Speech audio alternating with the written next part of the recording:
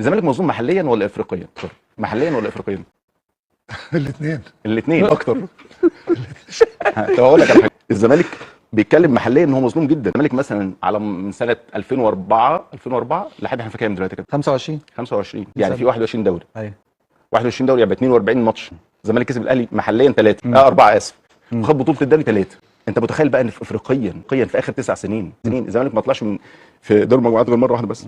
يعني في 2021 الزمالك خد بطوله الدوري وما طلعش من دور المجموعات. خلي بالك ما تحسسش الناس ان انت مظلوم، ما تحسسش الناس ان انت انا مظلوم. مش مظلوم محليا، هروح انا مع دوري الكابتن سيد دوري افريقيا العب 100 مرة. ونافس. في اخر 3 مشاركات للزمالك مثلا يعني في المجموعات أيوة. متغلب في المجموعات من الترجي رايح جاي، من الوداد رايح جاي، من شباب الوزاد رايح جاي، وانت خلي بالك واخد الدوري. طب المشكله عند مين؟ طب بس انا مش مظلوم محليا، اروح الدوري افريقيا 23 نقطه وبالك من بيراميدز 23 نقطه. اديني العدل، اديني العدل في بلدي يا العدل اللي هو ايه؟ اتفضل. اللي هو ايه بس؟ العدل اللي هو ايه؟ العدل كلموا لنا الاستاذ مدحت العدل، ايه رايك؟ ونخلص. طول عمرهم عايشين في جو المؤامرات، ولكن مش عايزين يقتنعوا ويبصوا لنفسهم. لو بصوا لنفسهم كإدارة وكجمهور هتلاقي الزمالك ده بينافس الاهلي راس براس.